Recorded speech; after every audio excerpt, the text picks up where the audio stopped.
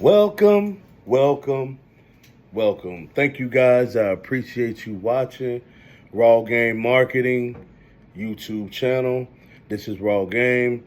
Continue to hit like, subscribe, share, all of that. I really appreciate it. It goes a long, long way. I really mean it from the bottom of my heart. You guys, I'm just here to help somebody along the way, and I hope you are here to help others as well.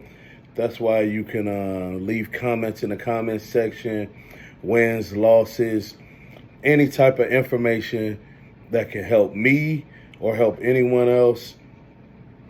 I'm sure it's well appreciated.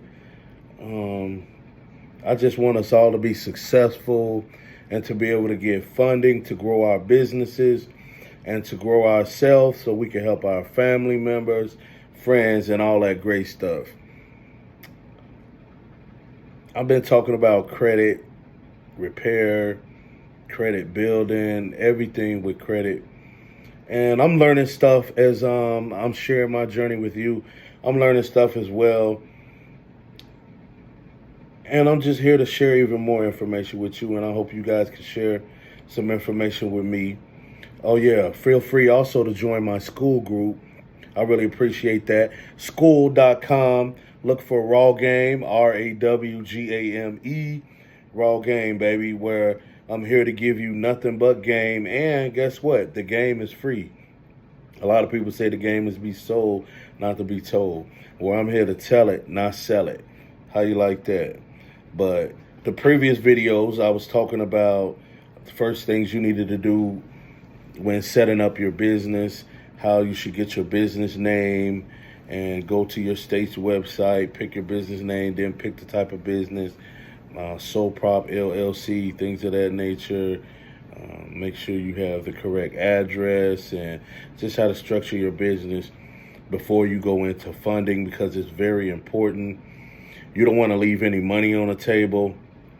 You want to absolutely get everything, every dollar and dime that they are willing to give you. And that's why you guys really want to structure this business and have everything right. And I left off with just talking about EIN numbers and operation agreement and business addresses. And I'm going to get back to business addresses. Another most important thing that you guys must do is you got to make sure that if you do any changes, that your addresses match everywhere. So you might have a Dun and Bradstreet, you might have credit cards already, you might have wanted to change your business address, any type of changes that need to be done. You need to definitely do this. If you need to change your business address, only you want to go on to the Secretary of State website, or you could call all three credit bureaus. You need to call them too. Then you could call your banks, or you could walk into your local banks, change those addresses, phone numbers, and all that stuff. I already said the IRS. And then the IRS, you can also use Form 8822B. That's for businesses.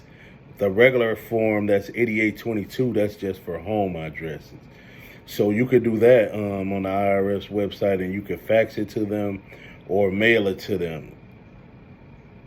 So that's pretty easy to do.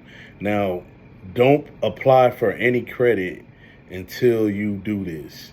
Don't apply for no credit until all your information has been updated and updated and changed. So you don't want to apply for anything.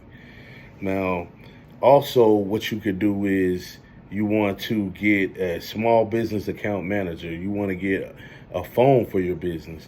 And one thing I did is I went to T-Mobile with my EIN number, with my articles, with all the information that I needed. I went up there, and based off your business or your business credit, they may give you a business line of credit, maybe $2,000, $3,500. But that business line of credit is not for like Jewel or Macy's. You can't use it at any other store. You have to use it within the store. But the good thing about that, but they might require you to put down money. as well. But the good thing about that, I know T-Mobile does it, and I heard Verizon does it, is, you could get you an iPad, Apple Watches. You could get actual stuff that you actually need for your business. So that's another thing that you should do. Then you want to get a business email and an online presence. You want to have that. You want to have a professional business email. So don't forget that. And then you want to have at least one social media account and a website for your account. And then you could go to listyourself.net or yex.com. So those are some things you want to have as well, because the banks are going to look these type of things up. They want to see how professional that you are. And with all the scamming that's been happening and been going on, they're definitely more and more stricter now these days than they were before. So there's some definitely things you want to do. And in some states, they even require some publications. So take that to heed as well. Don't ever use those Google numbers. Don't use those Google numbers, because if somebody calls and they try to leave a message, it's that Google, what is it? The Google answer machine is going to say it's Google, and that's going to be a red flag. So you want to have all your ducks in a row before you're able to walk in a bank and apply for funding.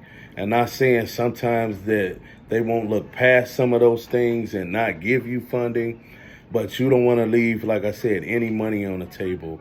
And based off of the information that you give them, if it doesn't match up, they're going to automatically deny you, or they're going to limit your funding.